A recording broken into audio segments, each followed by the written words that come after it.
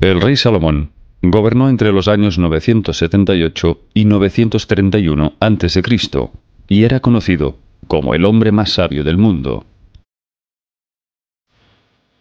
Su templo era el centro neurálgico del conocimiento cabalístico y esotérico del mundo antiguo. Se dice de Salomón que los tesoros y tecnologías que albergaba en su templo realizaban prodigios que van más allá de la imaginación.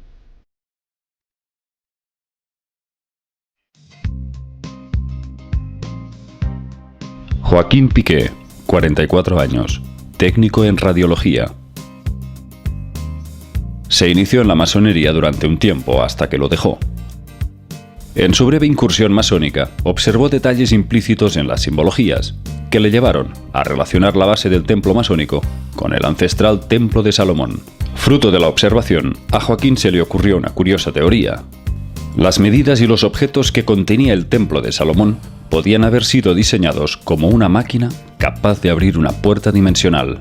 Joaquín nos cuenta que desde la física es absolutamente funcional sospechar que las 12 columnas del templo, unidas a un generador basado en las bobinas de Tesla, se podría crear una fuente de energía eléctrica fría que, dirigida hacia el contenedor salomónico conocido como el Mar de Bronce, se podría abrir un portal estelar.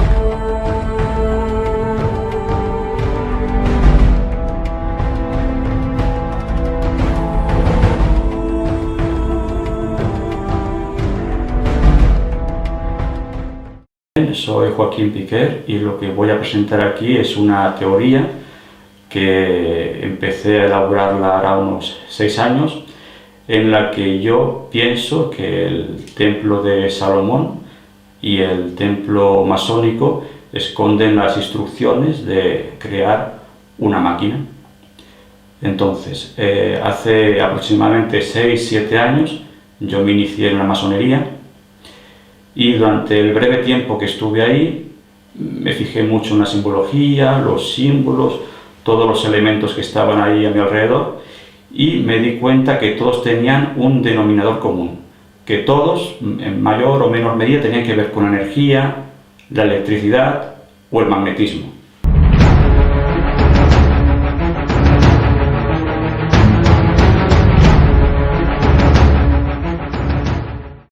Y entonces a partir de ahí ya empecé un poco a encajar las piezas. Entonces, ¿de esto de dónde viene? A ver, el templo masónico es una reconstrucción simbólica del antiguo templo de Salomón, que está en Jerusalén, en el monte Moira. Bien, entonces, el templo de Jerusalén, según la Biblia, en el libro de los Reyes, Crónicas 2, lo describe como un edificio rectangular, que tiene una posición geográfica muy concreta, que es igual a la que tienen las pirámides de Egipto. Es decir, tiene una cara con un eje este-oeste y otra cara norte-sur. Aquí ya tenemos una presentación geomagnética concreta. Después, es un rectángulo formado por 2 cubos. Luego, lo que más me sorprendió cuando leí el libro de los Reyes es el material que se utilizó para su construcción. Porque hay 2 materiales dominantes, que es el bronce y la madera. Por lo tanto, aquí tenemos dos elementos que tienen que ver con la energía. Tenemos un material conductor, que es el bronce, y un material aislante orgánico, que es la madera. Entonces, como si fuera un sistema de capas. Entonces, en el templo masón, en el suelo, ¿qué tenemos? Un rectángulo con los cuadros ajedrezados. Aquí, blanco y negro, así, formando como un sistema de capas, como si fuera un acumulador de orgón. El acumulador de orgón, ¿qué es? Pues es un sistema de capas de un material aislante con uno conductor, como pone aquí, como sería el material construido en el templo de Jerusalén, que sería una caja de madera, porque tanto el suelo, los techos, las paredes, todo está forrado de madera de cedro concretamente. Y tenía mucha ornamentación en bronce. También había en oro, pero el que dominaba era el bronce. Así que aquí básicamente tenemos un acumulador de orgón. Luego, otro elemento importante que me di cuenta que estaba eran las 2 columnas salomónicas. que se encontraban aquí. Una aquí, una aquí. Una en el norte y otra en el sur.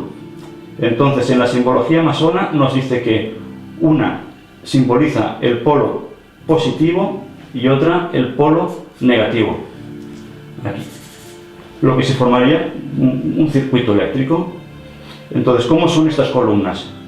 Pues estas columnas son de bronce y son huecas, es decir, son dos tubos huecos de bronce, que en la parte final se rematan con una esfera, que sería aquí, la columna y la esfera, y esta esfera estaría recubierta por una malla metálica que también sería de bronce. Además, tiene un filamento que rodea la columna, también de bronce. Entonces esto a primera vista, lo primero que está en la imagen es la típica torre de Tesla o una bobina de Tesla.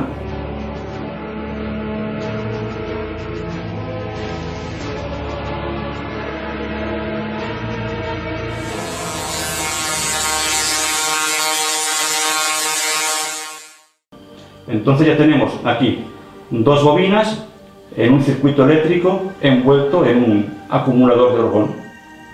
Entonces, ¿qué más nos dice la simbología?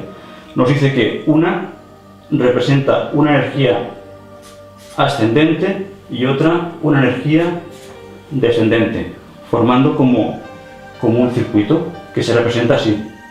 Uno lo representaban así y otro lo representaban así.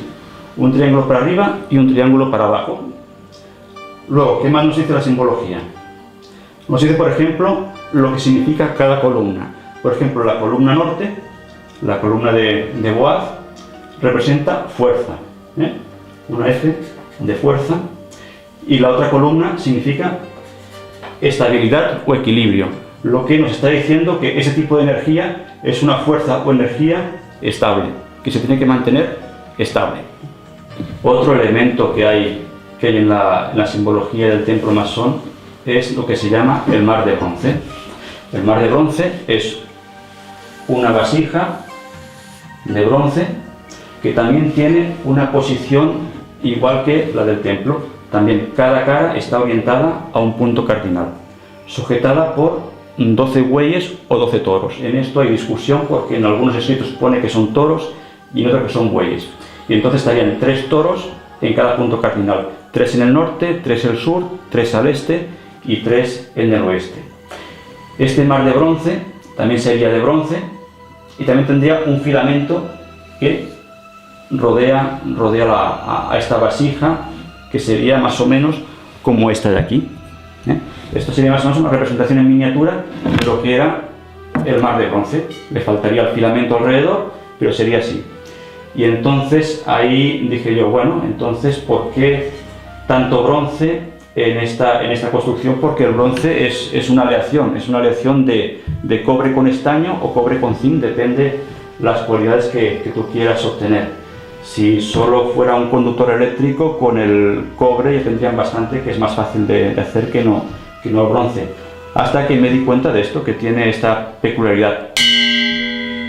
El sonido vibra de una forma peculiar. Entonces dije, bueno, igual el sonido tiene que ver en el funcionamiento de esta máquina. Igual la vibración del sonido afecta a esto. Y entonces nos vamos a otro elemento, que luego ya volveré otra vez al mar de bronce, que son las 12 columnas que se encuentran en el templo masón. Hay 6 columnas en este lado y otras 6 en este. Entonces, cada columna, que estas columnas no se encontraban en el templo de Salomón, pero sí están representadas en el templo masón. Y entonces cada columna representa un signo zodiacal, o sea, representa una dirección estelar concreta, una dirección zodiacal que va desde Aries hasta Piscis, siguiendo este recorrido. Y entonces, volviendo al sonido, pensé, bueno, entonces esto, ¿cómo puedo encajar yo el sonido con los signos zodiacales?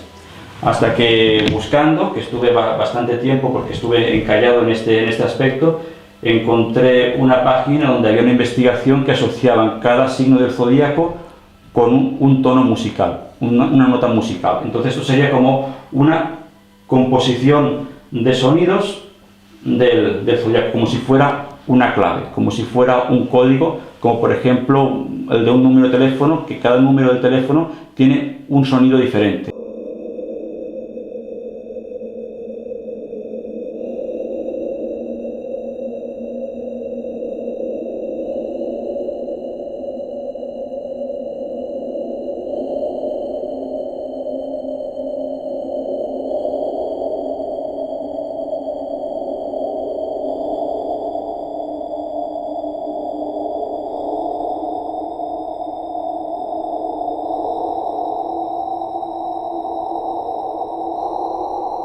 Diferente. Si os fijáis, picáis las teclas del teléfono y cada tecla tiene un sonido diferente, y cuando das con la combinación concreta de sonidos, pues te lleva al otro lado. Pues esto sería más o menos igual, pero tendría 12 sonidos, que son los 12 signos del zodíaco, o serían 12 más 1, porque en realidad hay 13 constelaciones, que también está la constelación de Ofiuco, que por alguna razón siempre la han tenido oculta o aparte, como si no sirviera para nada. Pero ya está, que esta constelación, la constelación número 13 de Ofiuco, aparentemente no se encuentra reflejada ni en el templo masón ni en el templo de Salomón, pero sí lo está, pero está muy disimulada. Muy bien, entonces tenemos esta combinación de sonidos más un sonido número 13, que sería el de Ofiuco, que sería, por ejemplo, el sonido clave o el sonido llave que abriría que accionaría esa máquina o abriría esa puerta. Entonces, ¿cómo funcionaría esta máquina con todos estos elementos?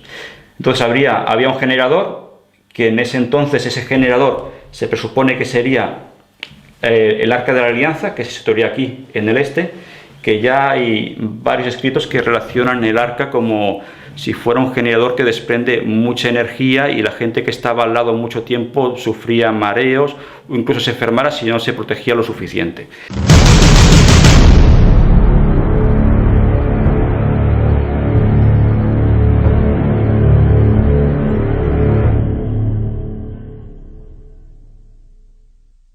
Entonces tenemos ese generador que enviaría mediante unos impulsos intermitentes esos sonidos, eran unos impulsos de energía, y cada impulso sería cada nota musical, así repetidamente, como si fuera, por ejemplo, un código Morse, pa pa pa pa pa pa, así, durante 12 o 13 veces, y repetido así varias veces.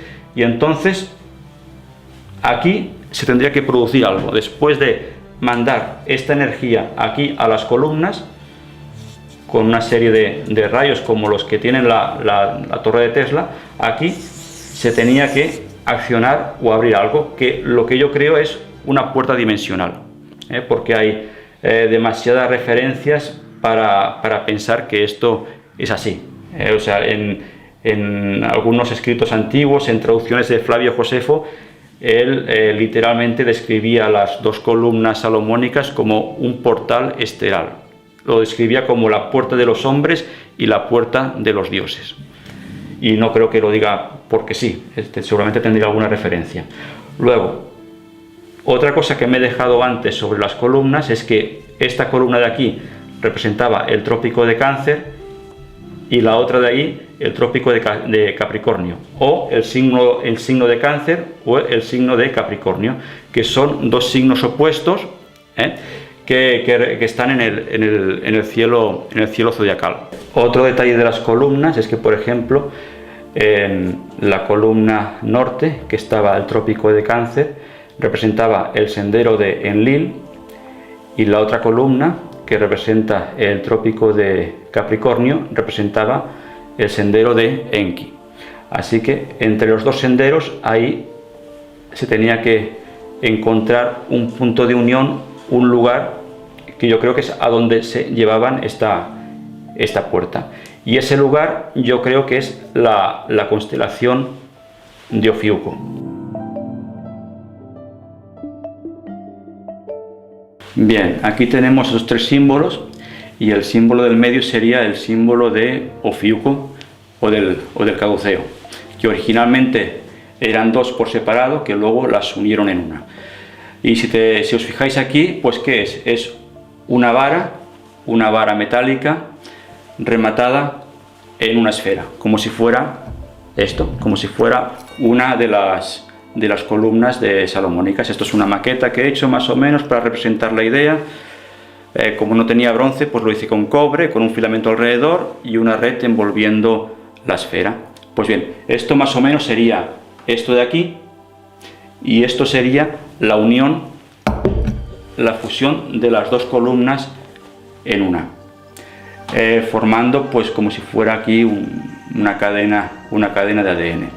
Entonces, este era el símbolo de Ofiuco o de Hermes, que Hermes era el mensajero de los dioses, y le pusieron unas alas porque tenía la característica de que era muy rápido y muy veloz para dar los mensajes. Y claro, si tienes una máquina dimensional, pues entonces efectivamente puede ser muy rápido y puedes tener estas alas como símbolo. Luego, la fusión de estas dos columnas también se muestra en masonería, en lo que ellos llaman la tercera columna. Hay una tercera columna que no sale en el templo, no sale ni en el templo de Salomón ni en el templo masónico. Es una columna simbólica que no está representada, que sería como el ideal masónico que todo hombre tiene que alcanzar, que sería pues juntar las cualidades de una columna con las otras y fusionarlas en una sola, creando lo que ellos llaman el hombre perfecto.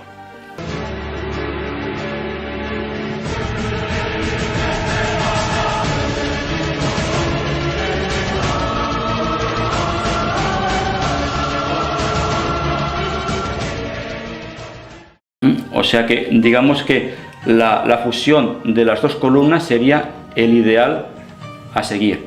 O sea, y esto si lo traducimos en una máquina dimensional, perfectamente puede ser la dirección a donde van a parar estos viajeros dimensionales, al plano de la constelación de Ofiuco, que es donde se juntan las dos columnas, y sería como una especie como de lugar a donde todos tarde o temprano van a ir a parar.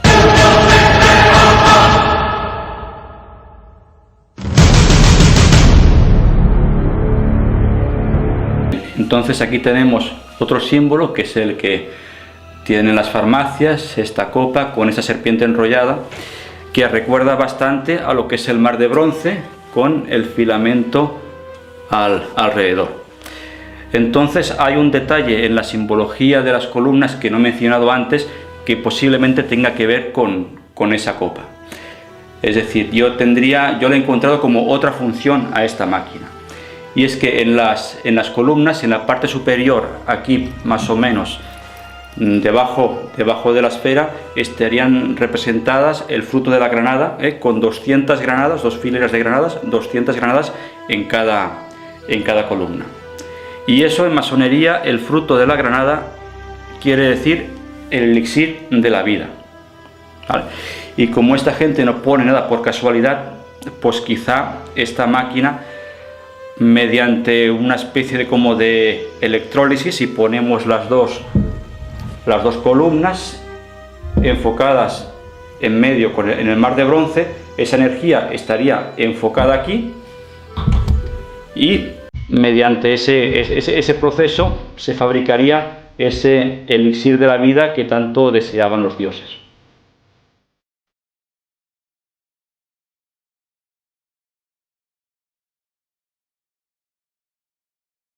Bien, entonces después de esto pues me vino a la cabeza que quizás esta bebida, este líquido, quizás lo tomaban para preparar el cuerpo, para que hubiera una especie de mutación en el ADN, para prepararte para ese viaje estelar. Sería como un ritual, tomas ese agua que te transformaría por dentro para poder soportar ese viaje estelar hacia otra parte.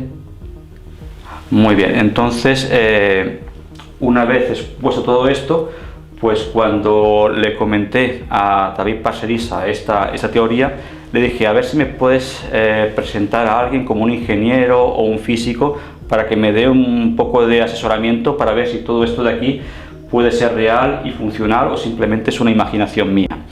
Entonces sí, me reuní con él, es un amigo de Parcerisa, Artur Sala, que es un excelente físico, y él pues se quedó sorprendido porque tal como se lo planteé, coincide bastante con la física escalar, que es la que estudiaba Nikola Tesla, que también incluye pues una bobina caducia que también tiene un par de filamentos que se entrelazan entre ellos, y también está la energía que se transmite por impulsos de forma escalar, haciendo como un vacío, un impulso, pausa, como se muestra aquí también en el tablero de ajedrez, blanco, negro, por impulsos, un impulso, una pausa, un impulso, una pausa.